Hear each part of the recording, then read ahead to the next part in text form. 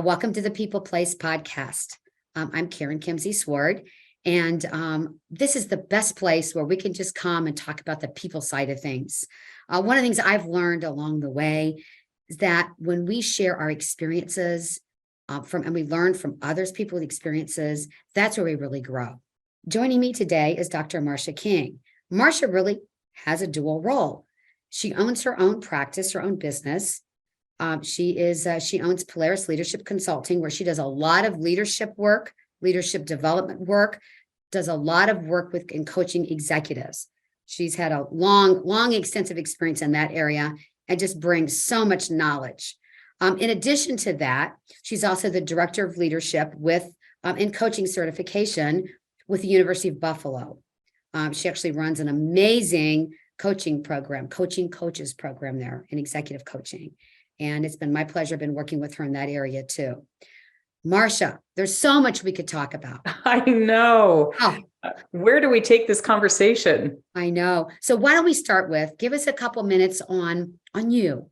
Okay. And a couple minutes on your background, and then we're going to get into a fun topic. Great. Okay. So, well, I'm one of those people that has been I chose my industry early on. You know how most people go to college, they choose a position or industry they want to be in. And, 10 years later, they're not doing anything even remotely like that. Well, I'm one of those people that has been doing the same thing forever. And I've been doing the same thing forever because I love it. And that's developing people. So nothing jazzes me more than developing people. So I have been a leadership coach. We didn't even call it leadership coaching back then, though. We called it executive coaching, I think. And maybe even earlier than that. It was like just one-on-one leader development of some nature. But so I've been doing some form of executive leadership coaching for over 25 years. But I also have corporate experience. My last job was as a managing vice president at Capital One. So I've got a background in finance. But at the same time, I've been at the university. So I've been teaching actually for about 25 years as well. So I started teaching in grad school, just never quit. I'm one of those students who just couldn't leave the university. So suffice it to say, I've got leadership development experience from every angle you can think of. I've been doing this a long time and in many different capacities. So you've been there, you've heard a lot, you deal with a lot. And I can only imagine over the past few years in working with leaders and companies, because we have unprecedented times. I know we keep using that word, but it's true. It's true that we've all been dealing with as leaders. Yeah. And one of the things that you and I talked about, and what we're going to talk about today and spend our time, it's with how do we learn from failure? Yeah. And that's one where we keep hearing over and over right now with people, with even it's just not only the past years, but the past few years. How do we as leaders, how do we learn from failure?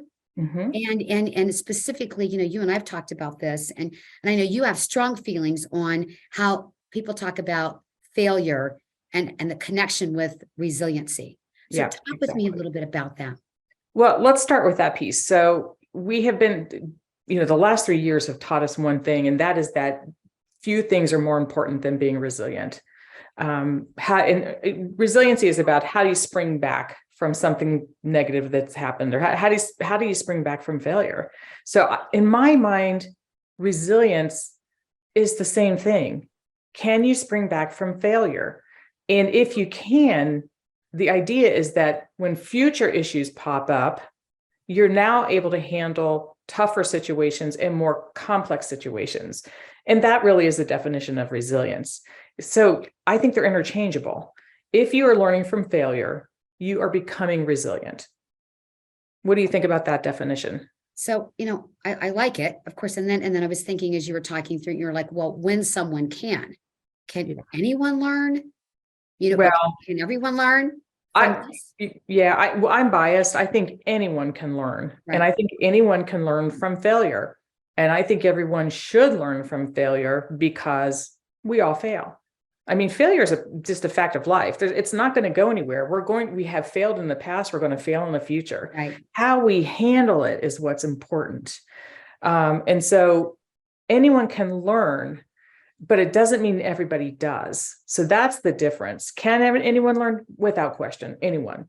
Do they? Not necessarily. Right. Okay. So what advice would you give to all of us on maybe a few things that you would recommend on things that we can do to learn from failure. Okay. Well, there's one key thing that I tell people when this topic comes up, or when I'm coaching a leader on how to spring back from or learn from some kind of failure, is that there's two concepts that we get confused: strength and hardness. And when there's a failure and we learn from it and we're growing, at least we think we're growing, many of us get stronger. And again, stronger means resilient. Stronger means we are able to handle even more complex, difficult issues in the future. Like if we went through COVID again, we would be so much better at it. We made so many mistakes. We learned from it. I am confident we would be very different. So that's different, though. That's great. We want that. But a lot of times people become hard. Their hearts become hardened. That means they develop this outer core because failure is painful. And so they make a commitment to themselves: I will never fail again. And what happens is they actually become harder, not stronger. Those are very different. We definitely want to help people to move towards strength, move away from that hardness. And hardness, what creates that hardness is shame, is when people feel that they feel shamed from this failure. If we could pull that out, then I think we'd have a much better chance of moving towards that strength area than the hardness area. Okay. I mean, all of us, come on, I do this thing, right? Where we just keep beating ourselves up over and over again, Yep. And you say, I'm not going to do that. I learned from it. How do we get out of that cycle so we don't feel the shame? Yeah. Because it's hard for all of us. It's very hard for all of us. One, what I would encourage leaders to do is create a culture where people are not shamed for or penalized for mistakes that they make. And when we're in corporate, you're terrified to make a mistake. And that's because we get penalized by it. We have a performance management system that revolves around success, not failure. What if we paid people to fail? What if we paid them for that? What if they got a bonus? Because you know what? One thing's for sure: when you have a failure that is, I don't know, grand or public, there's a good chance you'll never make that failure again because you have the chance to learn from it. What if we wrapped our performance management system around that? Wouldn't that be great? Oh, yeah. Okay. Imagine that. Yeah. I heard a consultant many years ago. I can't remember exactly who it was. I think it was Peter Block, but he said, I don't think we should have annual performance reviews. We need to have annual forgiveness reviews. Now that's a bit strong. Yeah.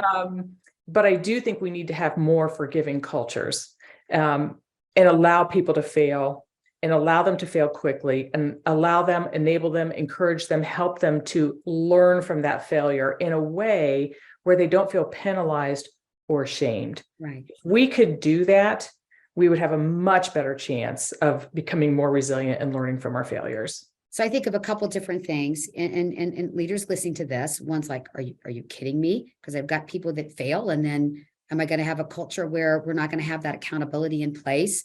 Are there any 2 or 3 key point-outable things that I can do as a leader where I can have that learn from failure, and I can make sure I don't continue having people messing up all the time, if you want to call it that. Yeah, right. And it all depends on what the failure is, right? There could be some significant failures that breach ethics. That's very different. That's different. But if it's a standard course of their job where they make some kind of an error, make some kind of a mistake, and maybe it has an impact on the bottom line, maybe it doesn't, I don't know. But a couple of things that leaders can do when they have, I'm trying to figure out which angle do we want to look at this from a leader managing people, or for the leader that actually made the mistake. Let's do both. Let's first talk about, because I think that's really important, because I think we as leaders make mistakes. So then there's us, and then how do we as leaders help other people? Because we've got a lot of that too. Let's talk about this from the person who makes a mistake, because no one's exempt. Exactly. There's nobody on the planet who has had a perfect life. Right. And so I think one of the most important things, because I work with the leaders who struggle with this at times, is confession. So we have to surface the fact that we've made this mistake. Sometimes it's our tendency to hide it. And, and I'm not saying that that's like a malicious attempt to hide something, but our tendency is to want to fix it before other people find out. I can make this ready. I mean, I can make this okay before anyone sees it. And that's not likely. It's not likely. Right. So surfacing mistakes that are made and then having conversations about them gives the other leaders around them an opportunity to learn. It gives them an opportunity to talk about it, to learn from their own mistakes. But there's just something about confession that removes shame. It also, what generally happens, think about this. Anytime you've made a mistake and you've talked to other people, you talk to your friends or your coworkers about it, what do they generally say? About what they just keep going on and on, like, I'm really sorry. I don't know, right? I mean, they don't know what to do about it. Well, usually, yeah. I mean, hopefully what you're saying is true also, but usually when you surface something that you've done that is, let's just call it a failure. Right. Most people say, yeah, I did the same thing. Or okay. You're talking about, like, so you go through that. And then when you say to someone, they're like, oh, I did the same thing. And you're like, oh, thank God. Exactly. I don't feel so stupid. It normalizes this. Okay. Because Got it. It is normal. Got it. It desensitizes you to it because it removes the shame, because everybody's done it. And for the other side that we're talking about, the leaders who are managing people, right, the more they can foster that type of a culture, the better. A culture where people feel free to talk about, I failed at this, so that they don't, when we are under stress, we have that fight or flight tendency. We don't want people to flight. We don't want people, we don't want people to, and there's also freeze. Freezing would kind of be hiding. We don't want people to hide either. We want people to admit it, surface it, we solve it together, and then we celebrate. Look at this, look at what we did. Right. So leaders of people need to create a culture where people can do that.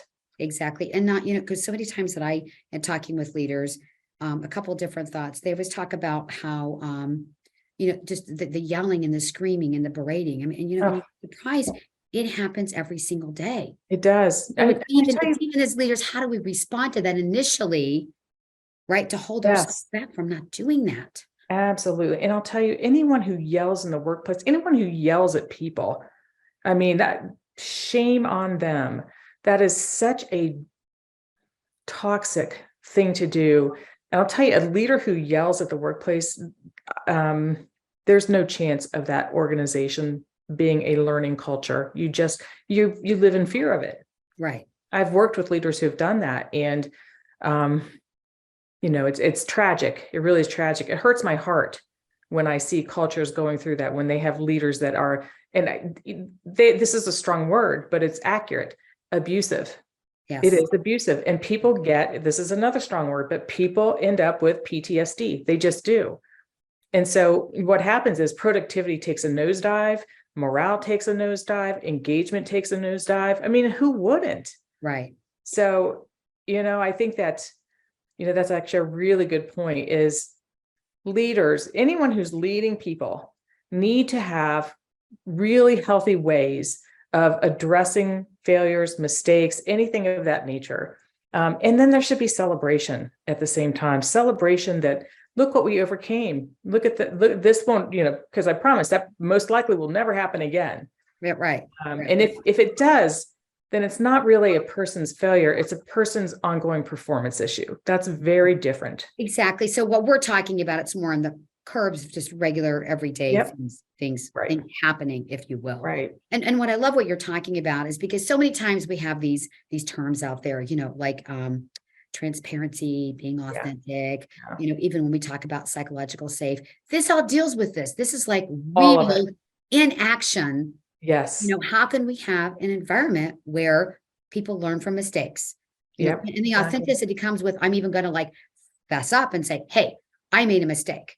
Mm-hmm. And I love it when you talk about it starts with the leader making sure that they'll say, hey, I made a mistake. Yes. Because so many times if we can lead the example and talk about it and people can see how we do that, that helps. It helps so much.